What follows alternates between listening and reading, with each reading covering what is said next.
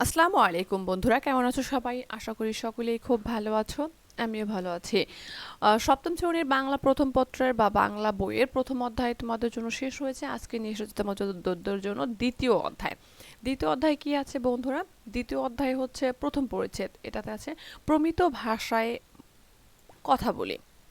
প্রথম পরিচ্ছেদতে যা রয়েছে সেগুলো তোমাদের আজকে দেখাবো। তো বন্ধুরা চলো দেখি প্রথম পরিচ্ছেদে কি কি রয়েছে। প্রথমেই আছে ধ্বনির উচ্চারণ। বাংলাদেশের সব অঞ্চলে মানুষের ভাষা এক রকমের নয়। অঞ্চলভেদে অনেক শব্দের উচ্চারণ আলাদা হয়। এটা আমরা সবাই জানি বন্ধুরা, কারণ এক এক অঞ্চলের লোক কিন্তু এক একভাবে কথা বলে। কখনো কখনো একই অর্থে ভিন্ন ভিন্ন শব্দ ব্যবহার করা হয়। ভাষাগত এই তফাতকে বলা হয় আঞ্চলিক ভাষা। আঞ্চলিক ভাষা বলতে সংক্ষিপ্ত কথা আমরা বলি বা বুঝি যে অঞ্চল ভেদে মানুষ যে ভাষায় কথা বলে তাকে কিন্তু আঞ্চলিক ভাষা বলে। অর্থাৎ এক এক অঞ্চলের ভাষা মানে আমাদের অঞ্চলের ভাষা আমাদের আঞ্চলিক ভাষা। আঞ্চলিক ভাষার কারণে এক অঞ্চলের মানুষের কথা আরেক অঞ্চলের মানুষের বুঝতে সমস্যা হয়। অন্যদিকে প্রমিত ভাষায় কথা বললে সব অঞ্চলের মানুষ সহজে বুঝতে পারে। প্রমিত ভাষাকে মনে করা হয় ভাষার মান রূপ বা আদর্শ রূপ। কারণ আঞ্চলিক ভাষাটা হচ্ছে অঞ্চলভেদে ভাষা, কিন্তু প্রমিত ভাষায় কথা বলা মানে সকলে যে একটা ভাষা, বই পুস্তকের ভাষা, এই ভাষাতে কথা বলা। তো এই বই পুস্তকের ভাষাটা কিন্তু সবাই বুঝতে পারে, কিন্তু আঞ্চলিক ভাষাটা সবাই বুঝতে পারে না। প্রমিত ভাষার দুইটি রূপ আছে, কথ্য প্রমিত ও লেখ্য প্রমিত। বন্ধুরা, প্রমিত ভাষার আবার দুইটা রূপ। একটা হচ্ছে প্রমিত কথ্য প্রমিত, যেটা কথার মাধ্যমে বলি, আর লেখ্য প্রমিত, যেটা লেখার মাধ্যমে করি। কথ্য প্রমিত ব্যবহার হয় আনুষ্ঠানিক কথা বলার সময়ে।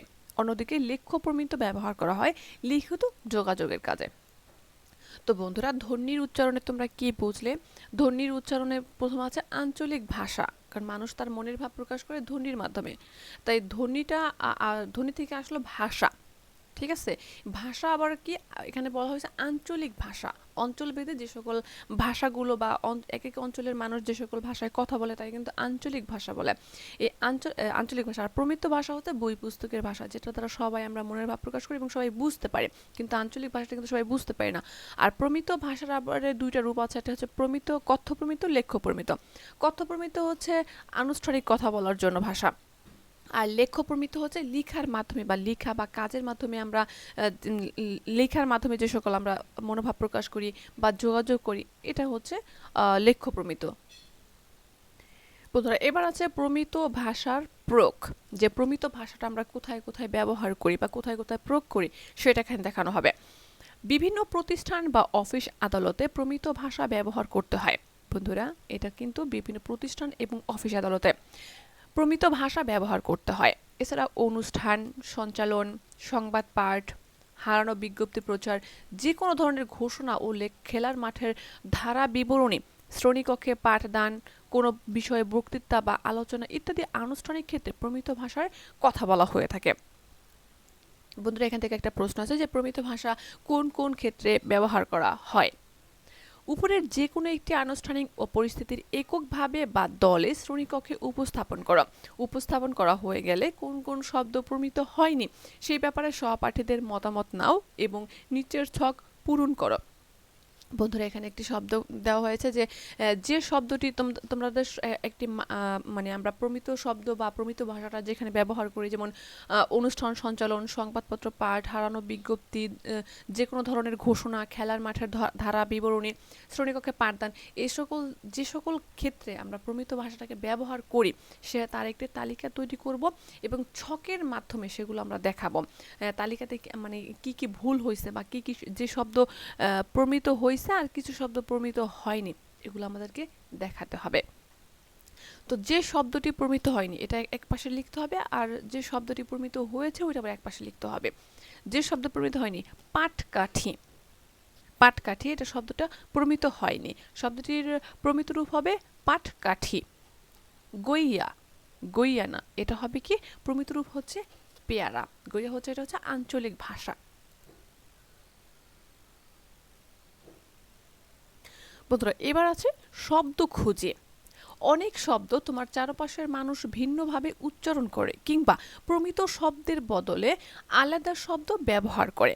তোমার উচ্চারণেও হয়তো এরকম ব্যাপার ঘটে, প্রথমে কলামে এ ধরনের শব্দ এবং দ্বিতীয় কলামে এর প্রমিত রূপ লেখ। শব্দটি উচ্চারণের পরিবর্তন ঘটেছে নাকি শব্দের রূপটি পরিবর্তিত হয়েছে তা তৃতীয় কলামে নির্দেশ করো। বন্ধুরা, এখানে আমরা যে সকল আঞ্চলিক উচ্চারণটা প্রথমে আছে, যে আঞ্চলিক উচ্চারণ শব্দ, যে অঞ্চল ভেদে আমরা এই শব্দটাকে কি উচ্চারণ করি, তারপর হচ্ছে প্রমিত রূপ বা প্রমিত শব্দ, ওইটার আঞ্চলিক শব্দটার আবার প্রমিত রূপটা কি, এটা আবার মাঝখানে দেখাতে হবে। তারপরে যে কি কি উচ্চারণ হইল বা শব্দের কি কি পরিবর্তন হলো সেটা আবার একভাবে লিখতে হবে। তো প্রথমে কি আছে, খাইছি, এটা আমার আঞ্চলিক শব্দ। প্রমিত শব্দ হচ্ছে খেয়েছি, আর এটা উচ্চারণ কি, উচ্চারণগত পরিবর্তন, কারণ খাইছি খেয়েছি এটা আমার উচ্চারণগত পরিবর্তন হয়েই কিন্তু আমার প্রমিত শব্দটা উচ্চারণগত পরিবর্তন হয়ে আঞ্চলিক শব্দে পরিণত হয়েছে। চঙ্গ, চঙ্গ কিন্তু আঞ্চলিক শব্দ, এটার প্রমিত শব্দ হচ্ছে মই, বা বই পুস্তকে কিন্তু সবসময় আমরা মই দেখতে পাই, মইকে আমরা আঞ্চলিক ভাষায় চঙ্গ বলি। আর উচ্চারণগত হচ্ছে শব্দগত পরিবর্তন, চঙ্গ একটা শব্দ, মই আরেকটা শব্দ, এটা শব্দগত পরিবর্তন হয়ে গেছে। এটা কিন্তু বন্ধুরা উচ্চারণ কি, উচ্চারণের মাধ্যমে যেটা আঞ্চলিক থেকে বা প্রমিত থেকে আঞ্চলিকে যায় ওটা হচ্ছে উচ্চারণগত পরিবর্তন। আর শব্দগত, যেমন এইটাই শব্দ একটা, মই একটা শব্দ আর চঙ্গ আরেকটা শব্দ, এই শব্দগত পরিবর্তন হয়ে যেটা হয় ওটা হচ্ছে শব্দগত পরিবর্তন। বন্ধুরা, এবার তোমাদের জন্য রয়েছে ঘোষ ধ্বনি ও অঘোষ ধ্বনি, বাংলা ব্যাকরণের একটি গুরুত্বপূর্ণ অংশ বা গুরুত্বপূর্ণ অধ্যায় বলতে পারো। আমাদের গলার ভিতরে শ্বাসনালীর উপরের অংশে যে পর্দা থাকে তাকে ধ্বনিদ্বার বা স্বরতন্ত্রী বলে। এক কথায় স্বরধ্বনি উচ্চারণের সময় উপরের বা শ্বাসনালীর ভিতরে যে অংশ বাধাপ্রাপ্ত হয় তাকে কিন্তু স্বরতন্ত্রী বলে। ফুসফুস থেকে বাতাস বেরিয়ে আসার সময় এই ধ্বনিদ্বার কাঁপে বা কম্পমান হয়। কিছু ধ্বনি উচ্চারণের সময় ধ্বনিদ্বার কম কাঁপে, সেগুলোকে বলে অঘোষ ধ্বনি, যেমন ক, খ, চ, ছ এরকম। আবার কিছু ধ্বনি উচ্চারণের সময় ধ্বনিদ্বার বেশি কাঁপে, সেগুলোকে বলে ঘোষ ধ্বনি। বন্ধুরা, এক কথায় তোমাদেরকে বলে বোঝাই, ঘোষ ধ্বনি হচ্ছে যে সকল ধ্বনি উচ্চারণের সময় বা যে সকল স্বরধ্বনি উচ্চারণের সময় ধ্বনিদ্বার কাঁপে, হ্যাঁ, বা ধ্বনিদ্বারে ওটাকে বলে স্বরতন্ত্রী বা বাধাপ্রাপ্ত হয়। হ্যাঁ, স্বরধ্বনি উচ্চারণের সময় স্বরতন্ত্রীতে যে সকল শব্দ বাধাপ্রাপ্ত হয় সেগুলোকে বলে ঘোষ ধ্বনি, আর যেগুলোতে বাধাপ্রাপ্ত হয় না বা কাঁপে না সেটা হচ্ছে অঘোষ ধ্বনি। ধ্বনিদ্বারের বাইরে থেকে গলায় আলতোভাবে দুইটি আঙ্গুল রেখে ধ্বনিগুলো উচ্চারণ করলে ঘোষ ধ্বনি ও অঘোষ ধ্বনির মধ্যে পার্থক্য বুঝতে পারবে। সুতরাং এক কথায় তোমরা বললাম বন্ধুরা কি, ঘোষ ধ্বনি, যে সকল শব্দ উচ্চারণের সময় ধ্বনিদ্বার বা ফুসফুস বা গলায় যে সকল শব্দ কাঁপে সেগুলো হচ্ছে ঘোষ ধ্বনি, আর যেটা কাঁপে না ওটা হচ্ছে অঘোষ ধ্বনি। উচ্চারণ অনুশীলন করার জন্য নিচে কিছু উদাহরণ দেওয়া হলো। ধ্বনির উচ্চারণ যথাযথ রেখে এগুলো জোরে জোরে পড়ো। কই, খই, গই, ঘই, এটা হচ্ছে বন্ধুরা তোমার উচ্চারণ করার জন্য, যে উচ্চারণটা আমার কেমন হইলো, এখানে কি ঘোষ হইলো না অঘোষ হইলো, এটা দেখানোর জন্য শুধুমাত্র এই শব্দগুলো তোমার উচ্চারণ করতে বলা হয়েছে। এবার বন্ধুরা আসি, উচ্চারণ ঠিক রেখে ছড়া পড়ি। এখানে একটি ছড়া দেওয়া হয়েছে এবং তোমাদেরকে উচ্চারণ ঠিক রেখে এই ছড়াটা পড়তে বলা হয়েছে। এখানে সতেন্দ্রনাথ দত্তের লেখা একটি কবিতা দেওয়া হলো। সতেন্দ্রনাথ দত্ত 1882 সালে জন্মগ্রহণ করেন এবং 1922 সালে মারা যান। তাকে বলা হয় ছন্দের জাদুকর। বন্ধুরা, এখান থেকে একটা প্রশ্ন আসে যে ছন্দের জাদুকর কাকে বলা হয়। এটা বিসিএস বলো, প্রাইমারি বলো, যে কোনো ক্ষেত্রে তোমাদের জন্য প্রশ্নটি আসে, ছন্দের জাদুকর কাকে বলা হয়। বেনু ও বিনা, ফুলের ফসল, কুহু ও কেকা ইত্যাদি তার বিখ্যাত কবিতার বই। বেনু ও বিনা এটা আসে। ছন্দের জাদুকর কাকে বলা হয়, সত্যেন্দ্রনাথ দত্ত। আর ফুলের ফসল এটা বেশি আসে না, বেনু ও বিনা এটা আসে। নিচের কবিতাটি কবির কুহু ও কেকা নামক বই থেকে নেওয়া হয়েছে। কবিতাটি প্রথমে নীরবে পড়ো, এরপর সরবে পাঠ করো। মানে কবিতাটি প্রথমে নীরবে পাঠ করতে হবে, তারপরে গলা উচ্চ করে এটাকে তোমাদের পাঠ করতে হবে। বুঝছো বন্ধুরা? তো বন্ধুরা, দেখি আমরা কবিতাটি কি। ছিন্ন মুকুল, সতেন্দ্রনাথ দত্তের লেখা। সবচেয়ে যে ছোট পিঁড়িখানি, সেইখানে আর কেউ রাখে না পেতে। ছোট থালায় হয় না কো ভাত বাড়া, জল ভরে না কো ছোট্ট গেলাসেতে, বাড়ির মধ্যে সবচেয়ে যে ছোট, খাবার বেলায় সেই ডাকে না তাকে, সবচেয়ে যে শেষে এসেছিল তারই খাওয়া ঘুচেছে সব আগে। সবচেয়ে যে অল্পে ছিল খুশি, খুশি ছিল ঘেরা ঘেঁষির ঘরে, সেই গেছে হায় হাওয়ার সঙ্গে মিশে, দিয়ে গেছে জায়গা খালি করে, ছেড়ে গেছে পুতুল পুতির মালা, ছেড়ে গেছে মায়ের কোলের দাবি, ভয় তরাসে ছিল সে সবচেয়ে, সে খুলেছে আধার ঘরের চাবি। সবচেয়ে যে ছোট কাপড়গুলি, সেগুলো কেউ দেয় না মেলে ছাদে, যে শয্যাটি সবার চেয়ে ছোট, আজকে সেই শূন্য পড়ে কাঁদে। সবচেয়ে যে সে এসেছিল, সেই গিয়েছে সবার আগে সরে, ছোট্ট যে জনক ছিল রে সবচেয়ে, সেই দিয়েছে সকল শূন্য করে। তো বন্ধুরা, এখন এখানে রয়েছে শব্দের অর্থ। এই কবিতায় যে সকল শব্দগুলো ব্যবহার করা হয়েছে, এখান থেকে কিছু শব্দ তোমাদের মানে শব্দের অর্থ, আঞ্চলিক শব্দ, ঘোষ শব্দ, অঘোষ শব্দ, এরকম কিছু শব্দ, সমার্থক শব্দ ব্যবহার করা হয়েছে। ওগুলোর সমার্থক শব্দ তোমাদেরকে এখানে লিখতে হবে। তো বন্ধুরা, দেখি প্রথমে কি আছে। গেলাস, গেলাস অর্থ কি? গ্লাস। ঘেঁষা ঘিসির ঘর, একসাথে কয়েক ভাই বোন বড় হয় যেই বাড়িতে। ঘোচা, ঘোচা অর্থ শেষ হওয়া। তরাস, তরাস অর্থ ত্রাস বা ভয়। পিঁড়ি, বসার ছোট আসন, যেটাকে আমরা এখন ফ্রি বলে থাকি। পুতির মালা, পুঁতি দিয়ে তৈরি করা মালা।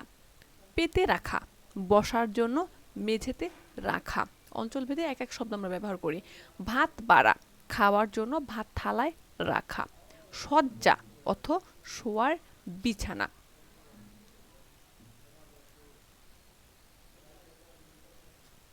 বন্ধুরা, এবার রয়েছে যে উচ্চারণ ঠিক করে। উচ্চারণের সময় অঞ্চলভেদে ঘোষধ্বনি অঘোষধ্বনিতে পরিণত হতে পারে, কিংবা অঘোষধ্বনি ঘোষধ্বনিতে পরিণত হতে পারে। আবার অল্প প্রাণধ্বনির বদলে মহাপ্রাণধ্বনি হয়ে যেতে পারে, কিংবা মহাপ্রাণধ্বনির বদলে অল্প প্রাণধ্বনিও হয়ে যেতে পারে। ষষ্ঠ শ্রেণীতে তোমরা শিখেছ বাতাস কম বেশির কারণে ধ্বনির অল্প প্রাণ বা মহাপ্রাণ হয়, যেমন ক, গ, চ ইত্যাদি ধ্বনি অল্প প্রাণ। আবার খ, ঘ, চ, ছ ইত্যাদি হচ্ছে ধ্বনির মহাপ্রাণ। নিচের ছকে ছিন্ন মুকুল কবিতা থেকে কিছু শব্দ দেওয়া হয়েছে। উপরে আমরা যে কবিতাটি পড়েছি ছিন্ন মুকুল কবিতা, যেসব ধ্বনির উচ্চারণে ঘোষ অঘোষ কিংবা অল্পপ্রাণ মহাপ্রাণের পার্থক্য ঘটতে পারে, সেগুলো লাল হরফে দেখানো হলো। তোমরা উচ্চারণ ঠিক হলে কলামে টিক চিহ্ন দিও। বন্ধুরা, এখানে কিছু শব্দ দেওয়া হয়েছে, যেটা হতে পারে ঘোষ ধ্বনি, যেটা হতে পারে অঘোষ ধ্বনি, আবার স্বল্পপ্রাণ ধ্বনি বা মহাপ্রাণ ধ্বনিও হতে পারে। যেটা তোমাদেরকে তোমাদের উচ্চারণ ঠিক হলে ডান দিকের কলামে তোমাদেরকে লাল টিক চিহ্ন দিতে হবে। ওকে বন্ধুরা, তাহলে চলো দেখি।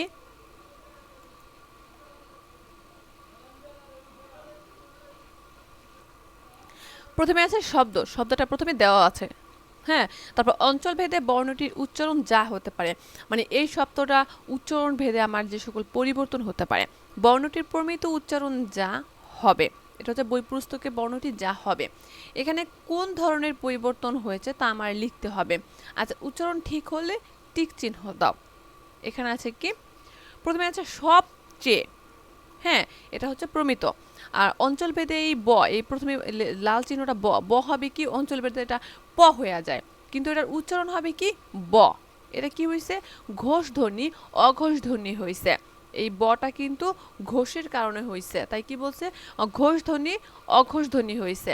এটা কি উচ্চারণ ঠিক হয় নাই, নিচে এখানে একটি টিক মার্ক দিবে। আবার কি পিড়ি, এখানে লিখছে প, প কিন্তু অঞ্চলভেদে ফ হয়ে যায়, যেমন পিড়ির জায়গায় হয় ফিরি। ঠিক আছে, কিন্তু বর্ণটির প্রমিত উচ্চারণ হবে কি পই কিন্তু হবে। তো এখানেও কি হয়েছে, অল্প প্রাণ ধ্বনি মহাপ্রাণ ধ্বনি হয়েছে। এটাও কিন্তু উচ্চারণ ঠিক হয় নাই। ঠিক হইলে তোমার দাগ দিতে হবে, ঠিক না হলে তোমার দাগ দিতে হবে না।